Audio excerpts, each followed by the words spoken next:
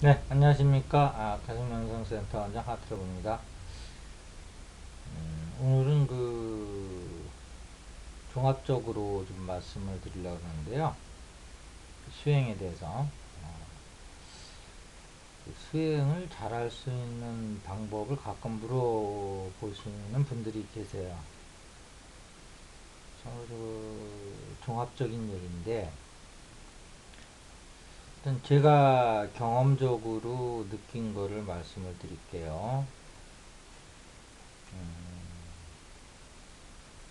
이거는 뭐 수행을 잘한다는 게 도대체 무슨 뜻이냐라는 것부터 좀 하고 들어야 되는데, 뭐 생각을 없애는 방법도 있을 거고 뭐 선정이 잘 되는 방법도 있을 거고 뭐 우리가 수행의 근본인 본성을 보는 것도 있을 거고 깨달음에 관련된 것도 있을 거고 그러는데, 이런 것들이 어쨌든 중요한 것은 일상에서 항상 여여한 마음을 가질 적에 그것이 바탕이 돼서 실현되는 것이다 라는 전제로 했을 때, 그러면 일상에서 흔들리지 않는 마음을, 항상 평온한 마음을 갖는 방법이 제일 좋은 게 뭐가 있느냐 하는 문제로 이제 귀결되겠죠. 우리가 이제 특별히 어떤 시간을 가지고 정해진 장소에서 수행할 때는 잘 되고 못 되는 건 그분의 이제 주의력과 집중력의 문제라고 그러겠지만, 일상생활까지 포함한 전반적인 삶 속에서 우리가 수행을 잘한다는 것은 도대체 무슨 의미, 어떻게 하는 거냐 라고 했을 때, 제가 느끼는 것은 어떤 경험적으로 말씀을 드릴게요. 사랑과 연민의 정이다 이렇게 말씀을 드리고 싶어요. 사랑과 연민의 정이다. 이것이 바탕이 돼 있을 때 우리가 잡념도 없어지고 우리의 마음도 온순해지고 수행을 할 수 있는 어떤 바탕이 만들어지면서 우리가 실제 수행으로 들어갔을 때 깊이 들어갈 수 있는 근간이 된다 이렇게 보는 거죠. 그래서 이제 기독교는 뭐 더 이상 얘기할 게 없죠. 근본이 사랑이니까. 그 다음에 이제 불교에서 보더라도 사무량심이라고 있거든요. 그래서 자비희사인데, 자비희사를 통해서 네 가지의 끝없는 마음을 길러라 이제 이런 뜻이겠죠. 사무량심이라는 게. 근데 그것을 우리는 단지 어떤 이웃에 대한, 불교가 이제 본성에 대한 깨달음만 팔 정도만 있다 보니까 사무량심이라는 것이 들어와서 어떤 인간에 대한 어떤 연민의 정을 좀 빌려라는 뜻이 아니냐라고 생각을 할 수도 있어요. 협의로 보면. 음, 팔 정도에 보면 뭐 가미로 해석해 보면은 거기도 이제 뭐 사무량심이 들어가 있다고도 볼 수 있는데, 협의로 보면은 팔 정도에 보면은 뭐 이렇게 자비 희사가 들어가 있는 건 없어요. 그래서 이제 사무량심이라고 별도로 나온 거예요. 근데 팔정도와 사무량심이 좀 결합되어 있는 것이 저는 육바라밀이라고 보는 거예요. 보시지계, 인육정진, 선정, 반야 이렇게 되죠. 근데 여기서 이제 처음에 이제 보시가 나온단 말이에요. 근데 보시라는 것은 결국 어떻게 보면 보시 안에 이제 사무량심이 들어갈 수 있는 거죠.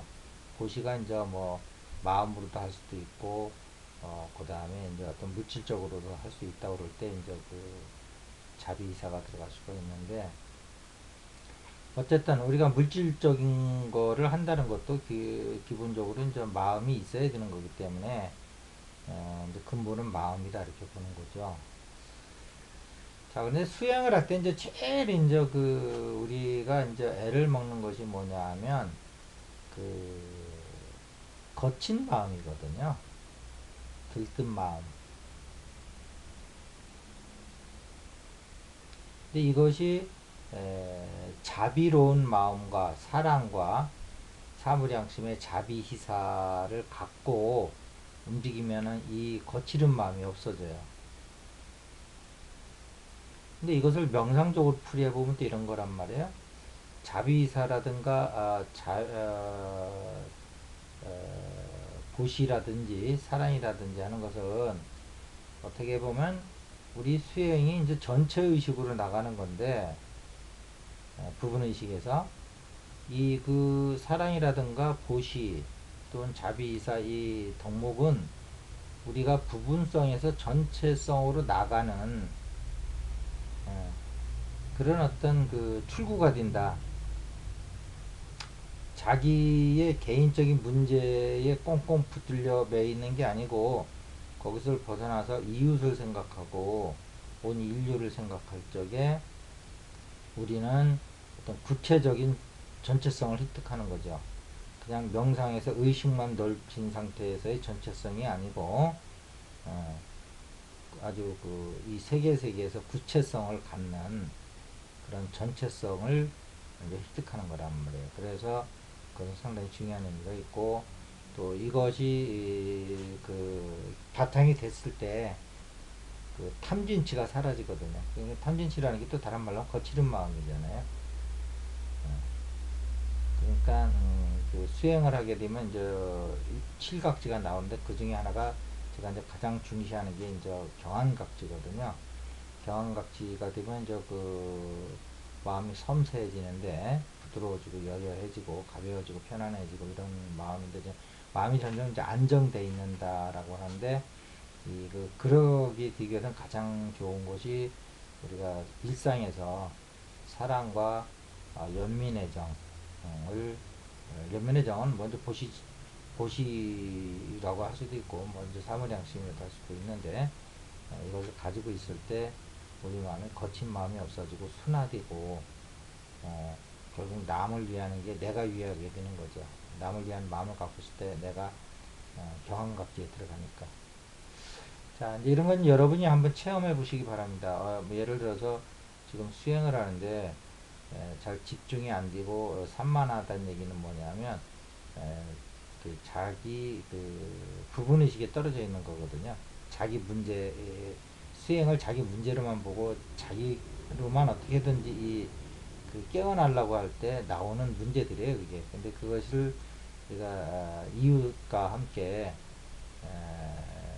우리의 의식을 넓혀서 연민의 정을 가질 때 의외로 쉽게 그 문제에서 빠져나온다는 거죠.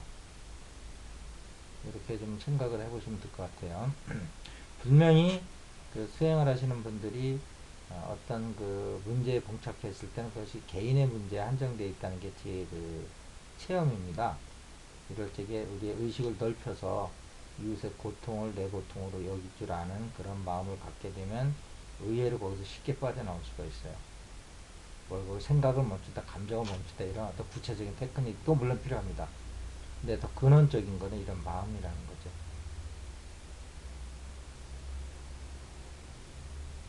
그래서 지금까지 수행을 하시는데 이렇게 이제 어떤 뭐 감정 코칭도 있고 뭐 여러 가지가 있잖아요. 뭐 생각을 어떻게 하면 뭐 끊을 거냐, 뭐 몰라라는 것도 있고 뭐 다 알아 하는 방법도 있고 뭐 괜찮아 하는 방법도 있고 뭐 뭐 이렇게 할 수도 있고 뭐 어떤 그 여러 가지 방법이 있는데 이런 것들이 결국은 자기 문제에 고착돼 있을 때 나오는 거기 때문에 우리가 의식을 넓혀서 인류의 어떤 그 고통을 생각하고 그러면 그 가슴에서 우리도 모르게 연민의 정이 나오면서 이제 그 마음이 순화가 되거든요. 그래서 개인의 문제는 나의 마음을 들끓게 하지만 우리 인류의 고통을 생각하면 우리의 마음이 거꾸로 순해진다. 이런 거죠. 그러면 이제 그것을 이제 구체적으로 그러면 우리가 수행을 할 때 이제 어떻게 하는 거냐. 일단은 그 이제 가슴 명상에서 사랑의 방에서 여러분이 뭐 간단하게 아주 간단하게 사랑으로 머물 수가 있죠. 사랑의 존재로. 근데 이때 사랑의 존재는 나도 아니고 이웃도 아니고 그냥 사랑 그 에너지 그 자체란 말이에요. 그 자체로만 있는 것도 너무 좋은 거죠. 그냥 사랑의 존재가 되어 있으니까요. 그런데 이제 여기서 하나 더 이제 이웃과 관련된 구체적인 이제 그 자비사라든지 사랑이라든지 그 보시 이쪽으로 가려고 그러면 이제 보시도 이제 마음의 보시도 물론 있겠죠. 법보시도 있고 그런데 그 제가 우리의 인의 예지 방을 얘기한 적 있죠. 이제 그거 가지고 한 몇 차례 제가 좀 동영상도 보낸 적이 있는데, 거기서 이제 인의 방에 가면 그게 이제 역지사지 방이거든요. 남의 마음을 그대로 이렇게 느낄 수 있는 방이에요. 남의 고통이라든지 이런 거를. 그냥 우리가 그냥 의식적으로, 저 사람 마음이 아프겠다 이런 게 아니고, 그 자리에 가서 그 사람을 이렇게 느끼고 있으면 그 사람의 고통이 그대로 느껴져요. 그러면서 그게 이제 연민의 정이 나오는 거고, 자비의 마음이 나오는 거거든요. 그 방에서 우리 인류의 고통을 생각을 하고, 이웃의 고통을 생각하고 있으면, 항상 연민의 정, 자비심이 잔잔하게 흘러요. 이 사랑의 방에서 사랑과 함께. 그러한 상태가 되면 마음이 들뜸이 없어요. 그럼 평상시도 우리가 항상 수행하는, 일상에서도 수행이 이루어지고 있는 거예요. 우리 의식과 감정과 몸과 에너지체가 진동수가 계속 사랑과 자비에서 진동하고 있기 때문에, 어, 그냥 그런 이웃에 대한 구체적인 대상이 없이 그냥 사랑의 존재로 머무는 것보다는, 이제 그런 어떤 구체성이 있는 이런 그런 이제 그러고 나서 이제 뭐 우리가 선장애들하면 그때는 이제 뭐 모든 게 다 외부의 신경이 끊어지는 상태에서 의식만 무의식 잠재의식으로만 들어가기 때문에 이제 그건 또 별도의 문제고요. 우리가 이제 의식이 내면화되는 거고요. 이거는 이제 우리 의식이 이제 확장되는 거죠. 깊이와 넓이가 되겠죠. 예. 그래서 이제 우리가 개인의 문제에서 벗어나서, 어, 그러니까 수행이 잘 안 된다는 얘기는 다시 한번 여러분들이 돌아보시기 바랍니다. 그때 무조건 거기서 빠져나오려고 하지 말고, 그때 돌아다 보면은 분명히 자기 문제에 한해서 자기가 갇혀 있다는 걸 알게 돼요. 지금도 아마 그런 문제로 고민하신 분이 있다면 제 말씀 듣고 내 고민이 어디 있는가 한번 보세요. 그럼 내 개인의 수행에 머물러 있거나, 하여튼 나에 대한 문제로, 그것이 뭐 좋은 일이든 나쁜 일이든 그렇게 고착화되어 있는 걸 아실 수가 있어요.